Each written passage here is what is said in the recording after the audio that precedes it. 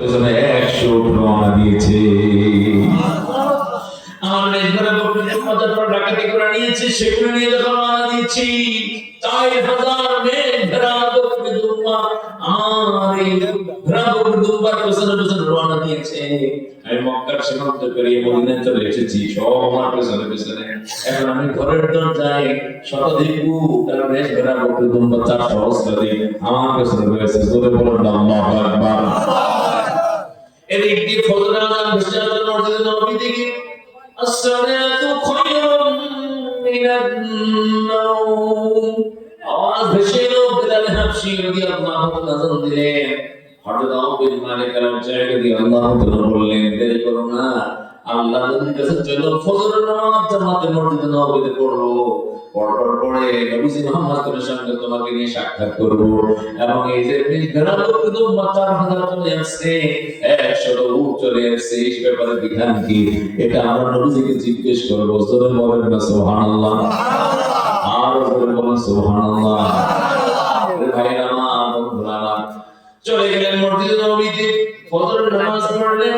নবী করিম সাল্লাল্লাহু আলাইহি ওয়াসাল্লাম ফজরের নামাজ পড়ার পরে মুসলিমের গ্রামের দিকে, সাহাবায়ে কেরামদের দিকে সবসময় ফিরে বসতেন।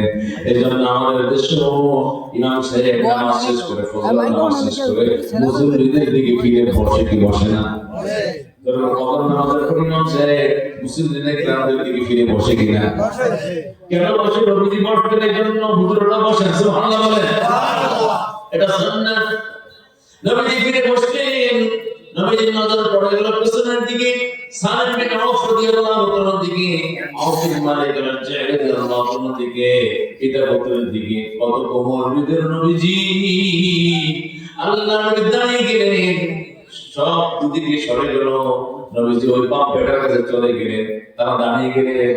আল্লাহ নবী তাদের সঙ্গে মুআলাকা করলেন, কোলাকুলি করলেন। এরপর নবীজি বললেন, সালেম কেমন আছো? তোমার আব্বা তোমার জন্য খুব পরেশান হয়ে গিয়েছে, তোমার মাও পরেশান হয়ে গিয়েছে। তিনি বললেন, ইয়া রাসূলুল্লাহি হাবিবাল্লাহি, আল্লাহ রাব্বুল আলামিন আমাকে হেফাজত করেছেন, আল্লাহ পাক আমাকে রক্ষা করেছেন। অন্যথায় ওরা যে আমাকে লোহার শিকল দিয়ে আটকে ফেলেছে, লোহার শিকল দিয়ে আটকে ফেলেছে পা। আমি তো মনে করেছি কোনদিন বন্দিত থেকে ছুটতে পারবো না, কিন্তু আমাকে বন্দিত থেকে যে মুক্ত করে দিয়েছেন তিনি হলেন কে? এবার তিনি বলেন, ইয়া রাসূলুল্লাহি হাবিবাল্লাহি, আমার পেছনে পেছনে আমার উটকে লক্ষ্য করে 100 লোক চলে আসছে। আমার মেঘরা বকরি দুম্বাকে লক্ষ্য করে 4000 মেঘরা বকরি দুম্বা চলে আসছে। হুজুর এগুলোর ব্যাপারে হুকুম কি? আল্লাহ নবী মুহাম্মদ সাল্লাল্লাহু আলাইহি ওয়াসাল্লাম নীরব রইলেন, নিস্তব্ধ রইলেন, কিছু বললেন না।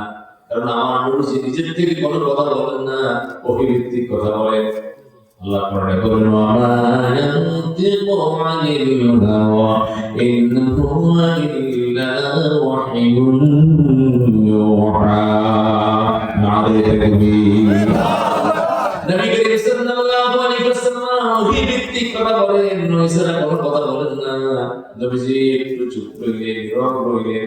সঙ্গে সঙ্গে আল্লাহ নবীর চেহারা মোবারক কেঁপে উঠলো, চেহারা বিন্দু বিন্দু ঘাম জমে গেল। উপস্থিত সাহাবায়ে কেরাম বুঝতে বাকি রইল না, আল্লাহ নবীর প্রতি এখন ওহী নাযিল হতেছে। ওহীর দেশে বলা আছে, সানুলকি আলাইকা কাওলান সাকিলা। কোরআন কারীম একটা ভারী বস্তু, আমরা আমাদের জন্য আল্লাহ সহজ করেছেন বিদায় সহজ, আসলে কিন্তু সহজ নয়, অনেক কঠিন দিকে। সুবহানাল্লাহ বলেন, আরো জোরে বলেন না সুবহানাল্লাহ। আল্লাহ তাআলা বলেন, লাউ আনজালনা হাযাল কুরআনা আলা জাবালিন লারাআইতাহু খাশি'আন মুতাসাদ্দিআন মিন খাশিয়াতিল্লাহ। আল্লাহু আকবার। কোরআনে তো গভীর, কোরআনে তো উঁচু। বর্তমান পৃথিবীতে এটার মাউন্ট এভারেস্ট 8848 মিটার উঁচু। এই পৃথিবীর সবচেয়ে গভীরতম জায়গা হলো প্রশান্ত মহাসাগরের মারিয়ানা ট্রেঞ্চ। গভীরতা